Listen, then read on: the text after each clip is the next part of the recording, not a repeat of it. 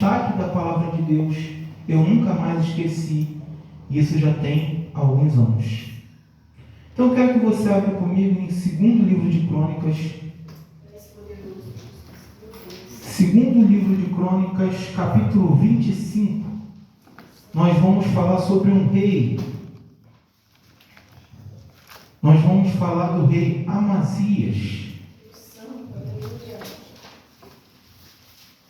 Segundo livro de Crônicas, capítulo 25. A partir apenas o versículo 1 e o 2. O verso 1 e 2. Nem escuta o barulho de paz, não eu guardo. Bem? Segundo Crônicas 25, 1 e 2. Eu vou ler, os irmãos acompanham. Assim diz a palavra do Senhor.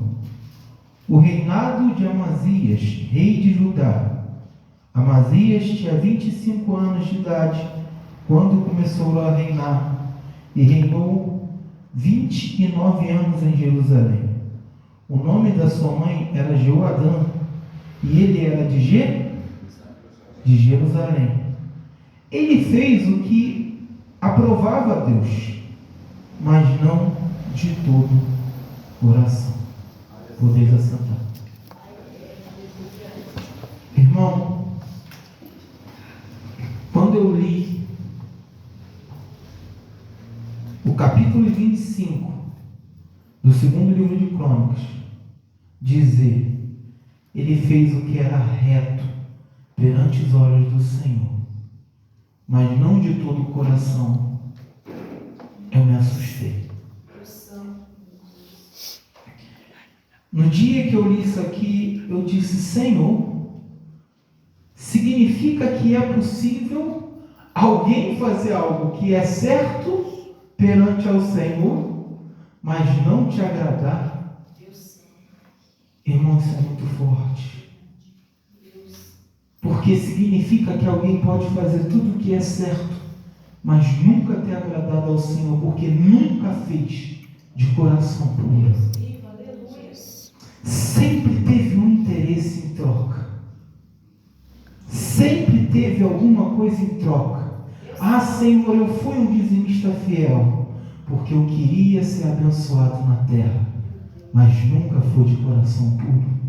Ah, Senhor, eu servi naquela obra de maneira fiel, Senhor. Todos os dias eu estava lá e eu ganhei almas para Ti. Eu batizei o Teu nome, Senhor. Em Teu nome expulsei demônios. Afasta-te de mim. Eu não Te conheço, porque nunca foi de todo o coração. Deus, aleluia. Senhor, eu fiz tantas coisas certas, Senhor. Eu fui fiel naquilo que diz a Tua palavra. Mas o Senhor diz que não agradou. Caim matou Abel. Qual foi o motivo? Por que Caim matou Abel? Porque Abel deu algo ao Senhor que o agradou. E ele teve inveja. Eu pergunto para você, Caim fez errado em querer ofertar ao Senhor? Caim fez certo ou errado? Mas não agradou. Irmão, dá para parar para pensar nessa palavra, irmão? Que é possível fazer algo que é certo, mas não agradar a Deus.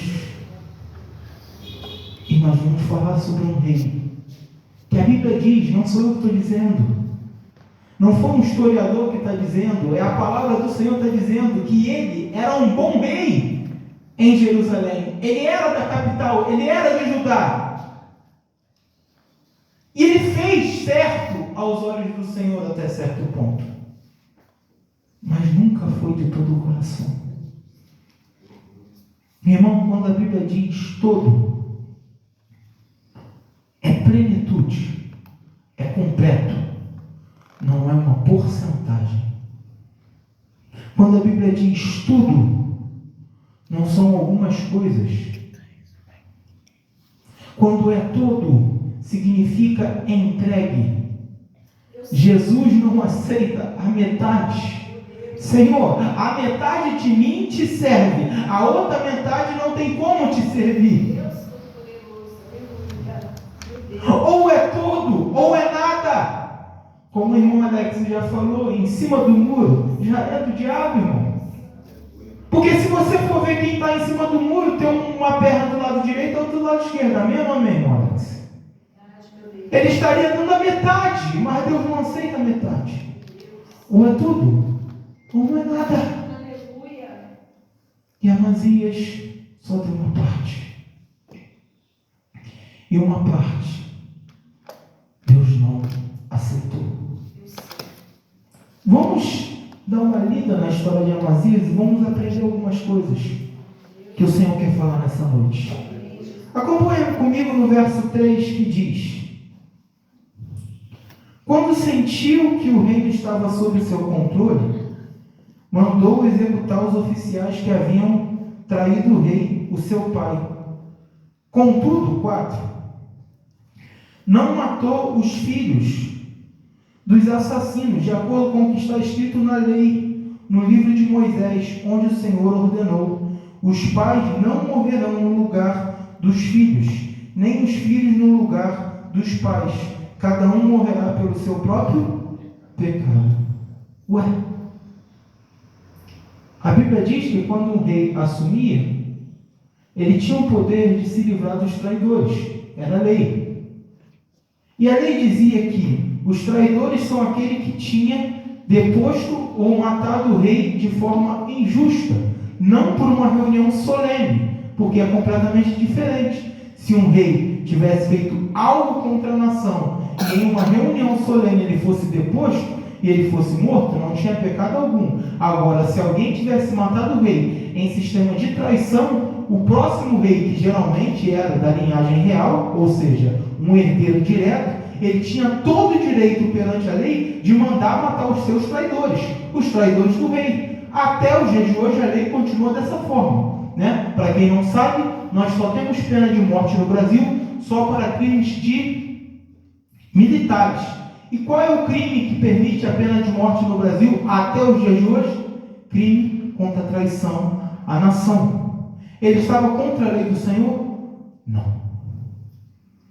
E ele mandou matar os traidores. Aí a família dos traidores não toca em um fio de cabelo de cada filho deles, porque a lei do Senhor diz que o filho não paga pelo pecado de seu pai. Significa que não somente quando ele assumiu o trono, ele também fazia conforme era a lei do Senhor. Ele seguia os preceitos da lei do Senhor. Quando estavam no templo os sacerdotes e os escribas redigiam a lei e falavam ao rei e à sua corte, ele fazia conforme estava escrito. Então eu não posso tocar nos filhos dos traidores?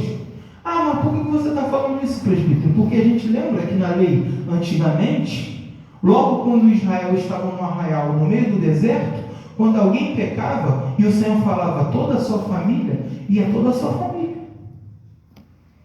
Não foi assim? Pecado na tenda de Acã, só Acã sofreu? Toda a sua família. Porque o Senhor assim fez.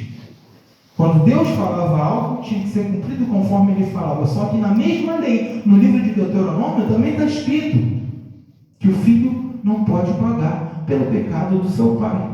Então o rei Amazias consultava a lei do Senhor. Irmão, mas por que você está tentando explicar isso? Simples, porque hoje é muito fácil você, qualquer hora, em qualquer momento, consultar a lei do Senhor, porque nós temos Bíblias em qualquer lugar, em qualquer situação, até no nosso celular. Mas eu estou falando de uma época que não existia impressora. Eu estou falando de uma época que não existia forma de redigir a lei de formas diversas, em qualquer lugar. Não, para que o rei tivesse acesso à lei, ele tinha que ir até o templo do Senhor, chamar os escribas e pedir que os escribas abrissem os livros, e ali ele pudesse consultar o que era a lei do Senhor.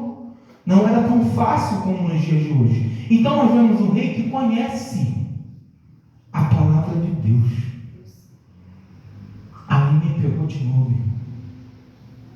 Porque eu perguntei para Deus: ué, Senhor, então significa que é possível alguém não somente fazer o certo perante o Senhor, como conhecer a tua palavra e mesmo assim não está te agradando? Ontem o pastor Rogério estava pregando lá na nossa igreja. E ele falou algo que é real. Teologia não salva ninguém. Teologia não leva ninguém para o céu. Estudo não faz diferença. O que faz diferença é a santidade. Irmão, santidade não é fácil, mas é alcançável. Se negar a si próprio não é fácil, mas é possível. Só tem um pressuposto: se nós queremos ou não. Mas se você quiser, se eu quiser, nós conseguimos levar uma vida santa e certa perante o Senhor. Outra coisa que ficou no meu coração, pastor Rogério, foi a questão de crente não se isola. E logo que o senhor falou aquilo, eu lembrei de Daniel. Daniel está na pior nação que existia no mundo. No lugar mais corrupto que existia no mundo. No lugar mais podre. No lugar mais satânico. Com as religiões mais satânicas conhecidas da época. E ele é um homem cheio do Espírito Santo. A graça da garça, né? A arte de viver em meia lama sem sujar suas vestes. Deus maravilhoso, aleluia. Glória a Jesus. Irmão, não é o sistema que corrompe a gente. É a gente que tem que influenciar o sistema. Porque o rei mandou procurar todos os magos, todos os astrólogos, os caldeus, os piores, que tinha satanista ou não. Ele mandou trazer ao trono para saber qual era a interpretação do seu sonho. Mas quem teve o poder e a capacidade de realizar aquilo foi o nosso Deus, através de um homem cheio do Espírito Santo. Um homem cheio do Espírito Santo, irmão, faz a diferença. Quer uma vida que glorifica a Deus? Seja um professor cheio do Espírito Santo. Seja um mecânico cheio do Espírito Santo. Seja um pedreiro cheio do Espírito Santo. Seja um vendedor cheio do Espírito Santo. Seja um atendente cheio do Espírito Santo. Começa a rodar o sistema desse mundo, sendo um homem e uma mulher cheio do Espírito Santo. Não somente um pedaço, mas de todo o seu coração. Amazias conhecia a palavra, mas não fez de todo o coração. Verso 5. Desculpe, irmão. Amazias reuniu os homens de Judá de acordo com as suas respectivas famílias e nomeou os chefes de 1.000, de 100 em todo Judá e Benjamim. Então convocou todos os homens com mais de 20 anos e constatou que havia 300.000 homens prontos para a guerra e o serviço militar, capazes de empunhar a lança e o escudo. Mas também contratou em Israel 100.000 homens de combate pelo valor de 3,5 toneladas de prata.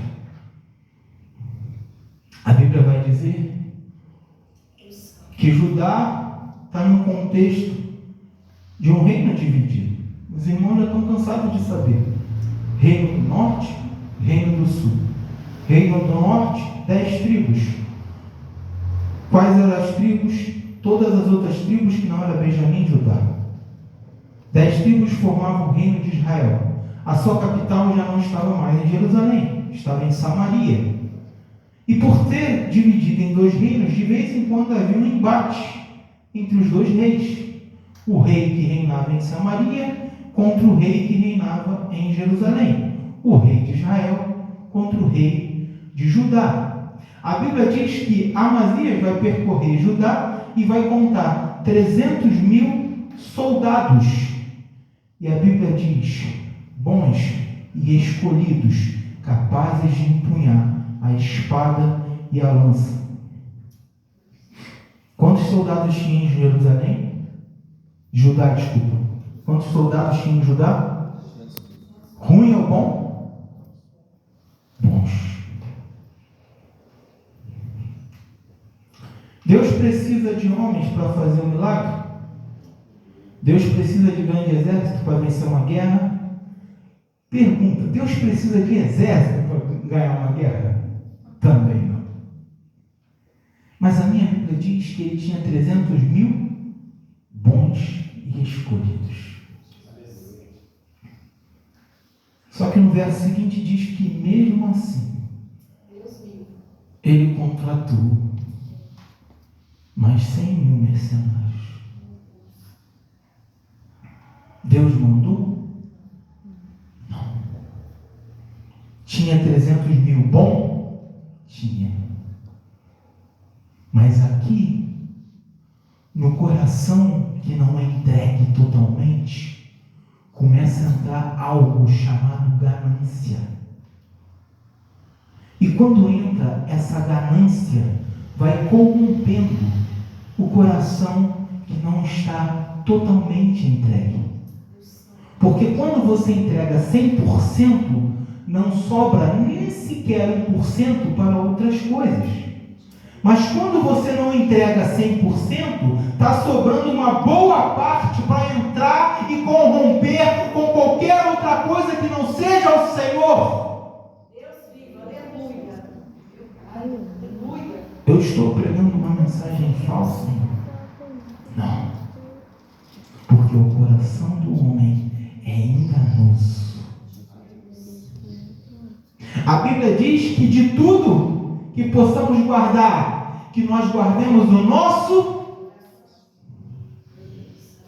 Irmão, guardar é botar num lugar seguro.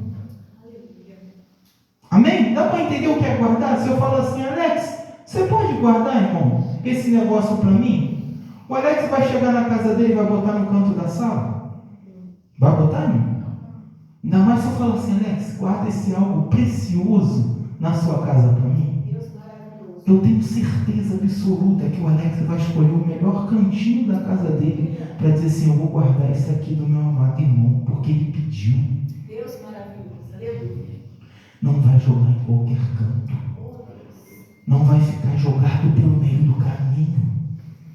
Só que a minha Bíblia fala que o nosso, de tudo que a gente deve guardar, o que mais a gente precisa guardar é o nosso.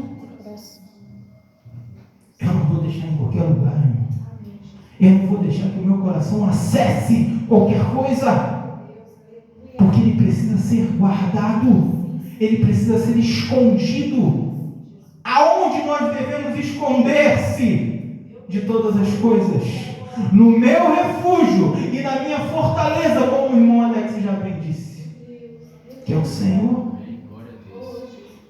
Porque se guardarmos o nosso coração no Senhor, é difícil de outras coisas conseguir alcançá-lo e corrompê-lo e destruí-lo. Porque se algo que eu desse na mão do irmão Alex estivesse em qualquer lugar da casa, alguém podia passar e destruir, quebrar sem querer. Mas se ele estivesse num lugar seguro, ia ser muito mais difícil disso acontecer.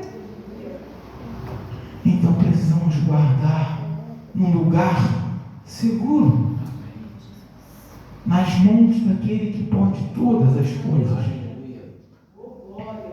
Mas Amazias não soube guardar.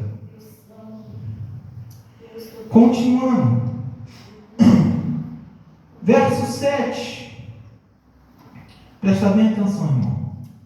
Porque toda vez que dá ruim, toda vez que acontece algo que vai dar ruim, vai acabar, Deus vai mandar o profeta.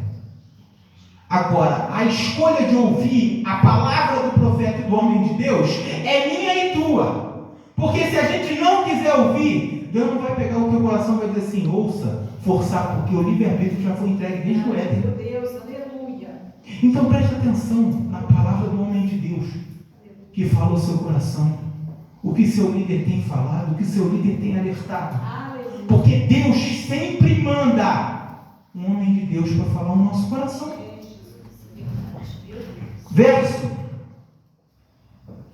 7.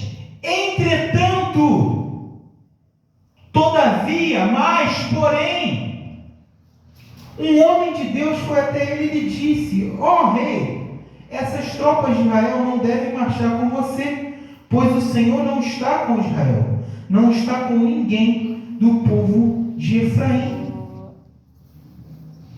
Deus estava em Samaria? Ou Deus estava em Jerusalém? Deus continuava em Jerusalém. Porque Samaria falou assim: não precisamos mais de Jerusalém. Se eles têm o templo deles lá, o problema é deles. A primeira coisa que o rei, esqueci o nome do rei agora, o primeiro de todos de Samaria, foi o filho de Salomão. Quando ele dividiu o reino, acho que é Roboão ou Jeroboão, agora esqueci qual que era Samaria e qual que era Jerusalém. Mas a primeira coisa que ele fez foi o quê? Se o povo está indo lá em Jerusalém para adorar, porque é o que a lei manda, faz um templo aqui em Samaria para que o povo não saia da capital. E ele corrompeu. Por quê? Porque o verdadeiro templo ficava em Jerusalém. O templo de Samaria, ele pegou Baal, botou tudo lá dentro, jogou lá dentro e falou assim: vocês adoram o que vocês quiserem, desde que vocês não saiam daqui e vão a Jerusalém adorar. Irmão, estou contando uma história antiga, ou parece que os dias de hoje não mudou muita coisa? As igrejas botam as imagens, pode ficar aqui dentro mesmo, adora ali mesmo a imagem, a outra dá o sal poderoso, a vassoura que varre. Não, mas a outra igreja ali não tem essas coisas não, fica aqui, pode varrer, bota a rosa, ruda, faz o que você quiser. Aqui dentro aqui você adora do jeito que você quiser e do Deus que você quiser. Mas é assim que o Senhor aceita? Não é. E o profeta está falando para ele: olha, você não devia ter feito isso, porque o Senhor não está com Israel. Por que você foi fazer isso? Pergunta novamente: será que a gente tem ouvido o conselho do homem de Deus, irmão? Ou a gente tem sido rebelde como Amazias? Não quero saber. Quem sabe da minha vida sou eu. Quem faz o que tem que fazer sou eu. Ninguém paga meus boletos. A gente não fala essas coisas às vezes? Ninguém está pagando minhas contas. Por que tem que se meter na minha vida? E o homem de Deus está sendo instruído para te dar um caminho melhor. E você não está enxergando, irmão. Você está endurecendo o seu coração.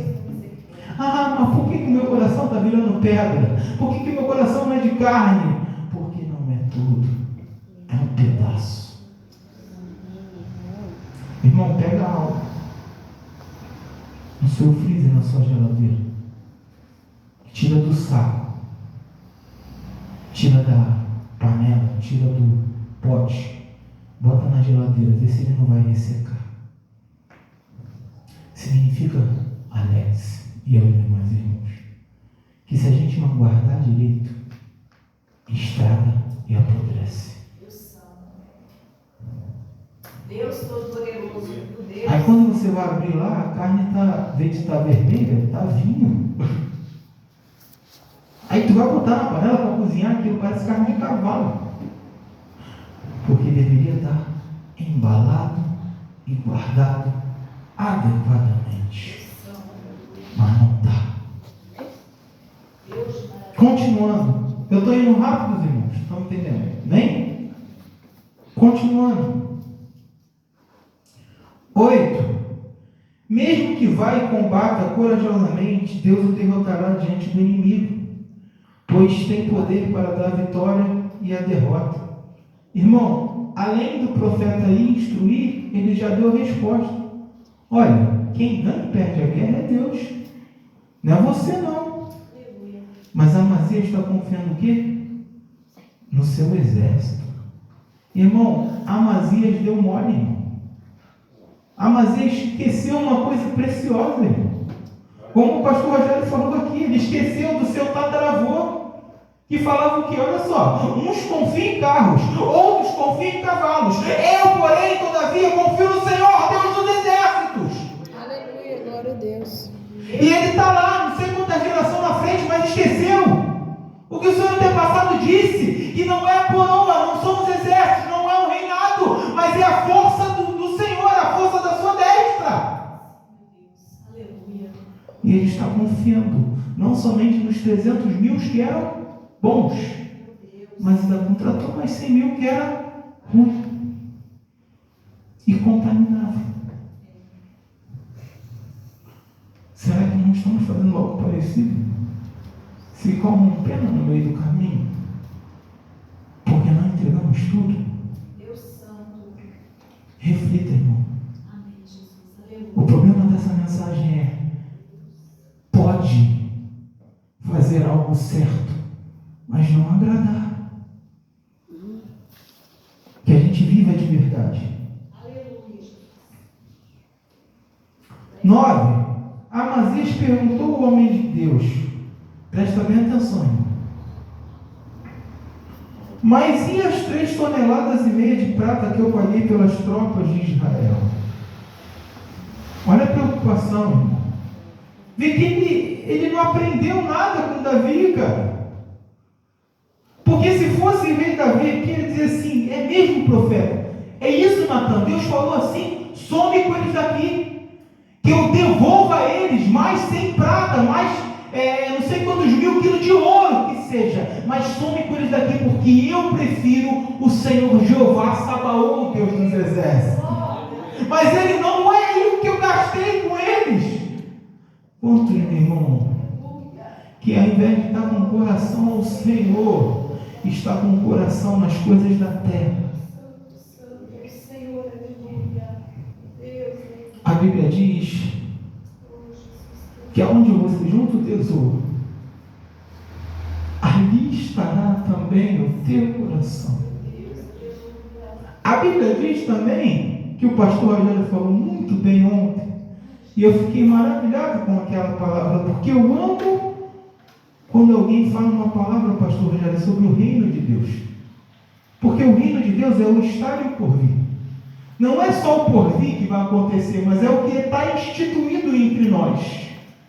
E o reino de Deus, a Bíblia diz que é como um tesouro escondido no terreno, que você não tem como achar, mas você compra o terreno para que você encontre. Aonde está o teu coração? É no tesouro da terra ou no tesouro do céu? Porque quando você encontrar o seu coração no céu, irmão, as bênçãos da terra vão atrair você. Davi foi pobre? Salomão foi pobre? Salomão foi o rei mais rico que existiu na história de Israel. Quem fez a riqueza de Salomão? Seu pai. A Bíblia diz que tinha 80 bilhões de dólares dentro do templo do Senhor, quando Salomão ergueu em ouro. Eu não estou falando milhões, irmãos, eu estou falando bilhões. Deus é dono de tudo. Ah, o diabo tem dinheiro, tem, mas quem é o dono? O dono é Deus. Ele que criou. Mas aonde está o seu coração? O coração do rei estava na riqueza. E o dinheiro que eu perdi? Que se fosse Davi, irmão, ele entregava até outro, o dobro, para o exército e dizia assim: toma aqui, ó, tá pago, some daqui, eu não quero vocês. Porque o meu Deus falou: não vá com eles. A pergunta que eu quero deixar é: que conselho você está seguindo do homem de Deus? Você está seguindo o conselho pensando no que Deus está pensando de você, ou do que você está perdendo nessa terra? Ah, irmão, mas se eu for para lá eu vou ganhar menos. Eu, desempregado, irmão, recebi uma proposta para receber mais ou menos de 2.800 a 3.000 reais para trabalhar dentro de um hotel. Aí era o que, irmão? Você ia fazer coisa errada? Não, era na minha função, técnico financeiro. Mas era dentro de um hotel, onde as pessoas estão se prostituindo, onde tem pessoas fazendo fornicação, onde tem pessoas gravando pornografia, é um ambiente que o homem de Deus vai trabalhar? Não. E o que você fez, irmão? Vou continuar ganhando menos. Deus Todo-Poderoso. Melhor guardar o meu coração no céu. Aleluia. Glória a Deus. Oh, papai. Meu Deus. Aleluia. Irmão, o diabo está com um prato todo dia. Ele vai botar sempre na sua frente, vai dizer assim: come aqui comigo. Não está com fome? Transforma a pedra em pão. Ele sempre vai oferecer. Agora, aonde está o teu coração? Aleluia, Jesus. Não entrega o teu coração para o diabo, irmão. Amém, Senhor. Porque o preço é a alma. Amém. E quem perde a alma, perde tudo. Meu Deus. Louco, para onde irá você quando eu te pedir tua alma? Deus Todo-Poderoso. Aleluia. Continuando. E o homem de Deus respondeu: o Senhor pode dar-lhe muito mais do que isso.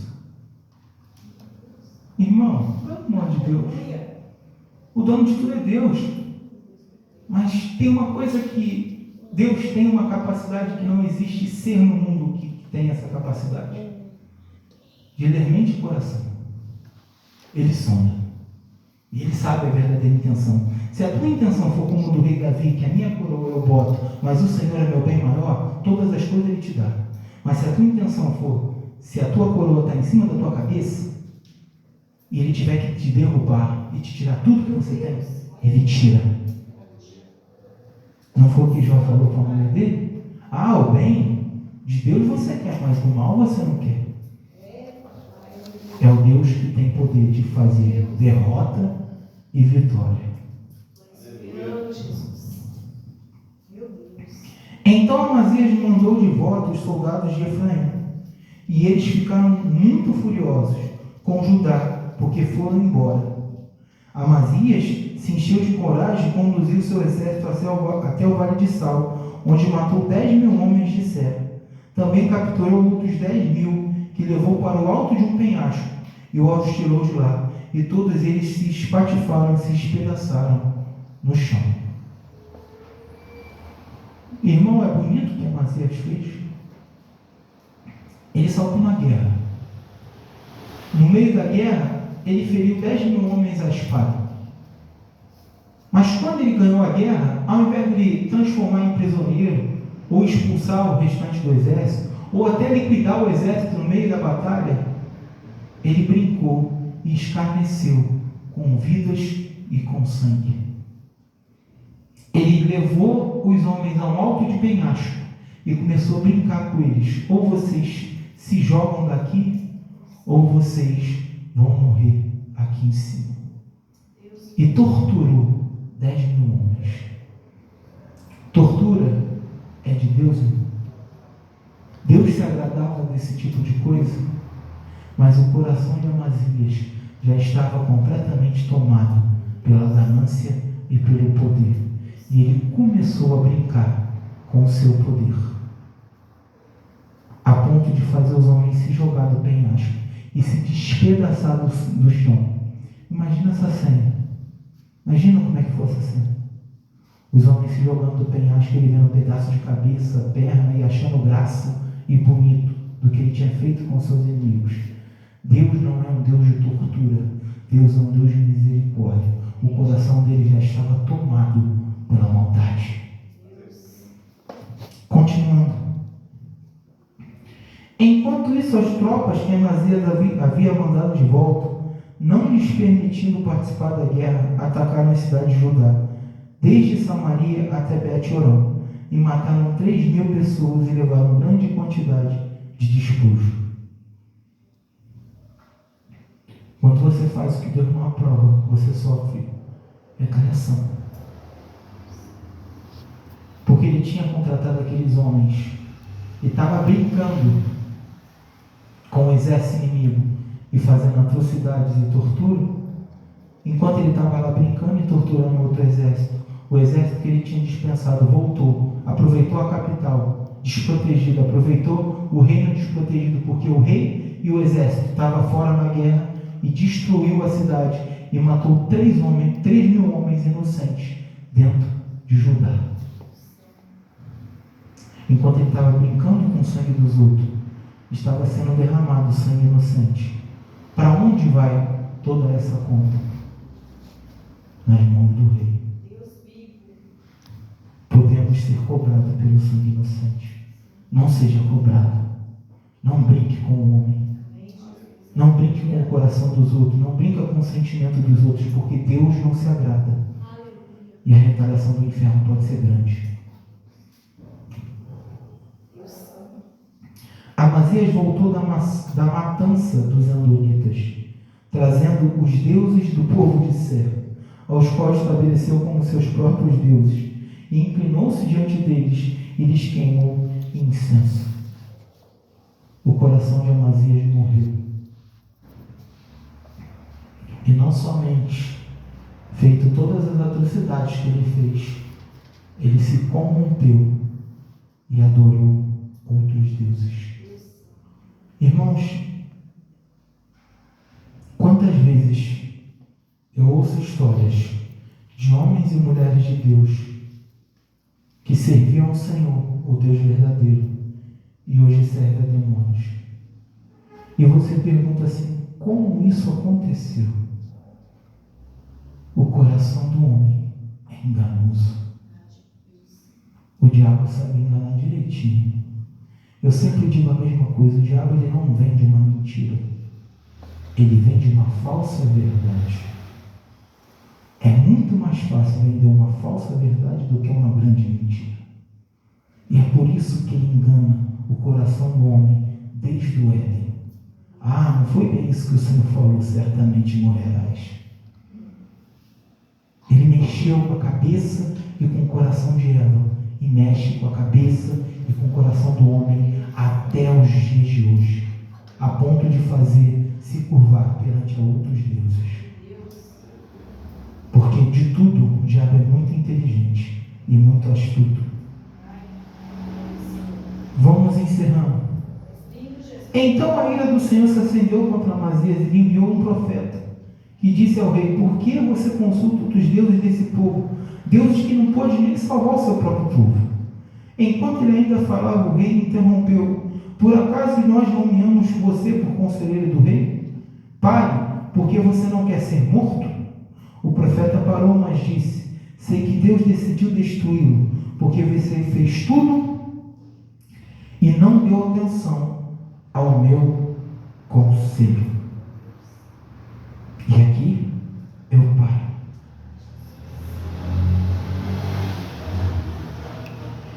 Quem não recebe o conselho de Deus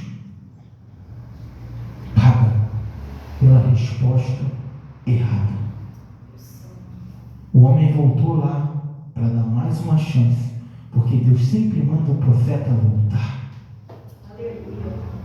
Deus sempre dá uma segunda chance. E ao invés de ele ouvir a voz de Deus, o que ele fala? Quem é você? Eu te nomeei conselheiro para tu falar alguma coisa? Cala essa boca aí. Se tu não calar essa boca, eu vou te matar. O coração já estava corrompido, já estava tomado, e o poder já tinha subido a sua cabeça. Amazias vai morrer, e você vê o final da história. Na mão do seu próprio povo, como morreu seu pai. Ainda vai perturbar o rei de Israel que estava lá quieto. E ele vai falar assim: olha, deixa eu quieto aqui, não vamos entrar numa guerra não. Mas mesmo assim, ele vai morrer na mão dos seus. Deus. Irmão, Aleluia. Amazias fez tudo o que era reto perante os olhos do Senhor, mas não foi de todo o coração. Guarda teu coração. Toma cuidado para que não caia. Porque é capaz de a gente estar pensando assim: ah, Senhor, eu estou servindo bem, eu estou fazendo bem, Senhor, eu estou cumprindo o que a tua palavra diz. Mas às vezes o teu coração está longe de Deus. Você não tem mais prazer de sentar na casa de Deus e adorar o teu nome. Ah, mas eu estou aqui, Senhor. Meu Deus. Olha só, a igreja está quase vazia mesmo, pelo menos eu estou aqui. Quantas desculpas nós falamos com o Senhor. Só que a minha Bíblia fala, irmão, e presta bem atenção nisso que é para encerrar, que Deus ele procura uma coisa. Ele procura verdadeiros adoradores. Irmão, a Bíblia diz que não tem nada que fuja dos olhos de Deus. Não existe nada que fuja dos olhos de Deus. No inferno, no céu, na terra, não tem nada que possa ficar escondido. A pergunta que eu deixo para a igreja é: como os olhos que tudo vê, pode procurar alguma coisa? Para fazer essa conta. Ué, se ele vê todas as coisas, como é que ele está procurando? Porque está escasso. A gente só procura algo que a gente não está encontrando com facilidade. Você procura, igual o dia da eleição aí, tinha um monte de santinho no chão. Se você quisesse qualquer vereador, você catava no chão. Era difícil achar? Não. Daqui a um ano você vai procurar na rua, não tem um. Ficou difícil. E a Bíblia diz que esse olho que vê tudo e tem ciência de todas as coisas está procurando o verdadeiro adorador. Então ele sabe quem está brincando e quem está de verdade. Faça de todo o coração. E assim diz o mandamento do Senhor: ame ao teu Deus de toda a sua alma, de todo o teu entendimento, sobre acima de todas as coisas. Esse é o primeiro e grande mandamento. Depois ama o teu próximo como a ti mesmo. Deus não aceita pedaço. Queria convidar aqui o pastor Rogério e a diaconisa Ravena para cantar um hino do seu coração e que você possa ter o teu coração sondado